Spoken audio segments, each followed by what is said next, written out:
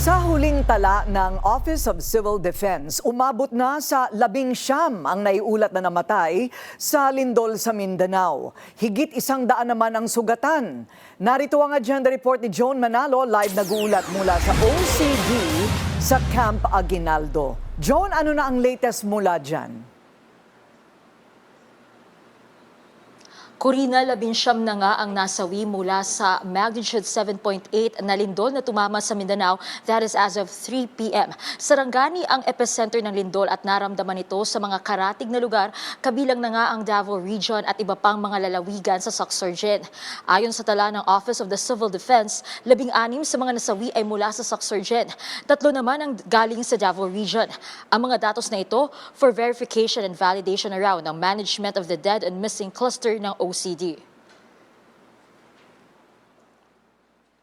We are trying to get the information if some of these ay meron din kasing naiulat na galing sa dahil sa landslide.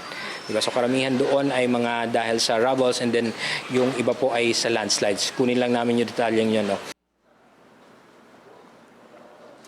134 naman ang naitalang sugatan dahil sa lindol at umakyat na nga sa 12 ang naiulat na nawawala. Tinatayang nasa 10,000 individual naman ang sinailalim na sa preventive evacuation o maagang paglikas mula sa mga apektadong lugar. Habang nasa 700 pamilya naman ang nananatiling apektado ng nangyaring lindol. Dahil sa nangyaring pagyanig, una nang itinaas ng Philippine Institute of Volcanology and Seismology of PHIVOLCS ang tsunami warning sa ilang bahagi ng Mindanao. Kabilang mga baybayin ng Sarangani, Davao Occidental, Tawi-Tawi, Sulu, Basilan, Zamboanga del Sur, Zamboanga de Sibugay, Sultan Kudarat at South Cotabato provinces. Pero ibinabari nito pasado 3:00 ng hapon. Sa impormasyong ibinahagi ng PHIVOLCS, sinabi nito na bumaba na ang naobserbahang wave heights sa mga naturang baybayin at hindi na raw ito nakapipinsala. Patuloy naman nagpapaalala ang OCD sa mga apektadong residente na manatiling nakabantay at nakaalerto sa abiso ng mga lokal na otoridad at maging mapagmasid na rin dahil maaari pang mangyari ang mga susunod na aftershock. Huwag din muna anyang babalik sa mga apektadong gusali at pamamahay hanggang sa walang abiso mula sa safety officers. Sa ngayon naman ay naka-full red alert na ang kabuuang disaster response ng bansa habang patuloy anya ang assessment and rescue operations na OCD, katuwang pa ang iba't ibang mga ahensya ng gobyerno at maging ang mga lokal na pamahalaan. Balik sa iyo, Corina. So, sumabay sa pagbubukas ng klase itong lindol sa Mindanao. So, kumusta naman dyan, John, ang mga estudyante sa mga apektadong lugar?